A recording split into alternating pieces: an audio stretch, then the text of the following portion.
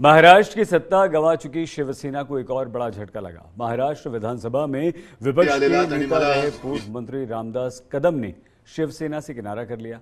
रामदास कदम ने पार्टी की सदस्यता से अपना इस्तीफा उद्धव ठाकरे के घर मातोश्री भेज दिया। इससे पहले कदम के बेटे और विधायक योगेश कदम गुवाहाटी में ही शिंदे खेमे के साथ जुड़ गए थे। रामदास कदम महाराष्ट्र में नेता प्रतिपक्ष भी रहे हैं, फडणवीस सरकार में मंत्री भी थे। रामदास कदम के बेटे योगेश दपोली से विधायक हैं। गुवाहाटी पहुंचे शिवसेना के उन बागी विधायकों में से वो थे जिन्होंने एकनाथ शिंदे को समर्थन दिया था। शिवसेना में नेताओं की पार्टी छोड़ने का दौर चल रहा है। पहले एकनाथ शिंदे के नेतृत्व में 55 में से 40 विधायकों ने बगावत कर दी। इसके बाद ठाणे, नवी मुंबई समेत कई महानगर नगर पालिकाओं में बड़ी संख्या में शिवसेना के पार्षदों ने एकनाथ शिंदे को समर्थन देने का ऐलान किया। हाल ही में शिवसेना यूथ यानी युवा सेना के बड़ी संख्या में कार्यकर्ताओं ने शिंदे को समर्थन देने का ऐलान किया।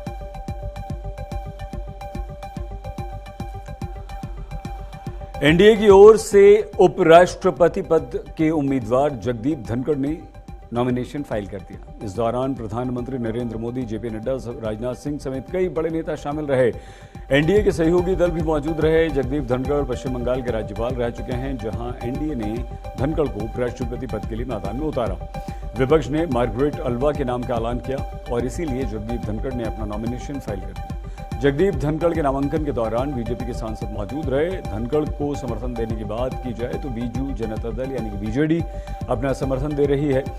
बीजेडी के राज्यसभा सांसद और महासचिव मीडिया प्रभारी मानस मोंगराज ने इसकी पुष्टि भी कर दी। इसके अलावा एनडीए उम्मीदवार को एआईएडीएमके ने भी अपना समर्थन देने का ऐलान कर दिया है।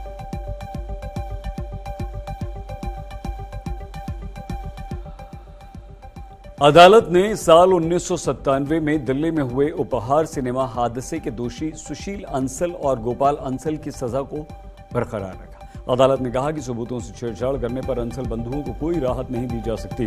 अदालत ने आज सुनवाई के दौरान कहा कि सीबीआई की जांच में कई तथ्य सामने आए हैं, सबूतों के साथ छेड़छाड़ की गई है। इससे पहले भी आरोपियों की तरफ से सजा निलंबित करके जमानत पर रिहा करने की मांग की गई थी, जिसे अदालत ने खारिज कर दिया था। 9 नवंबर 2021 को दिल्ली की एक अदालत ने इस मामले में सबूतों के साथ छेड़छाड़ करने पर सुशील और गोपाल अंसल को 7 साल की सजा सुनाई।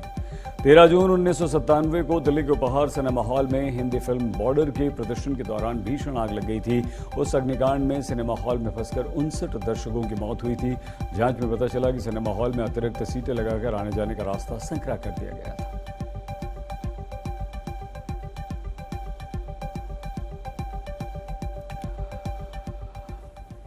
बिहार के दरभंगा में फुलवारी शरीफ पीएफआई नेटवर्क के खुलासे के बाद पुलिस लगातार इस नेटवर्क से जुड़े 26 संदिग्धों की तलाश कर रही है। पुलिस ने अब तक 6 को गिरफ्तार भी कर लिया। 20 सैन्य के लिए लगातार बिहार और देश के अन्य राज्यों में छापे चल रहे हैं और इसी कड़ी में पीएफआई के विरुद्ध एक्शन के विरोध में दरभंगा में रविवार को पीएफआई के लोगों ने शहर में जुलूस निकाला, पीएफआई के झंडे लहराए। पीएफआई के सदस्यों ने आरोप लगाया कि पटना पुलिस झूठी और मनगढ़ंत कहानी के आधार पर उनके संगठन को बदनाम करने का प्रयास कर रही है। पीएफआई के प्रदेश अध्यक्ष महबूब आलम ने आरोप लगाया कि पुलिस ने 11 जुलाई को अतहर परवेज मोहम्मद जलालुद्दीन को गिरफ्तार किया, फिर 3 दिन के बाद दोनों को आतंकवाद से जोड़ दिया। महबूब आलम ने कहा कि अतहर परवेज और मोहम्मद जलालुद्दीन पीएफआई के सदस्य नहीं हैं, बल्कि दोनों एसडीपीआई के सदस्य हैं। मोहम्मद आलम ने यह भी कहा कि पीएफआई पर जो हथियार चलाने की ट्रेनिंग देने का आरोप लगा है वो राजनीतिक षड्यंत्र का हिस्सा है। जिंदाबाद जिंदाबाद फ्रंट जिंदाबाद जिंदाबाद जिंदाबाद पुलिस मुर्दाबाद।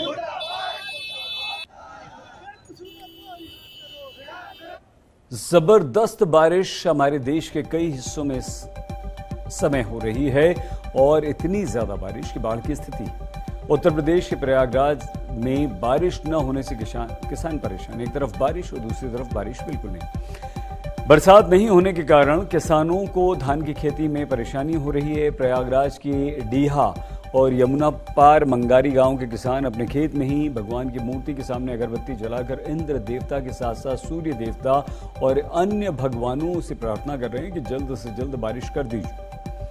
प्रयागराज के डीहा गांव के किसान बाकायदा अपने हाथों में लोटा, आम की पत्तियां डालकर अपने खेत में सूर्य देव को जल चढ़ा रहे हैं। किसान और गांव की महिलाएं इंद्रदेव को जल चढ़ाने के बाद उनसे दुआ मांग रही हैं कि जल्द से जल्द बारिश कर दी जाए, किसानों को सूखे की मार न झेलना पड़े।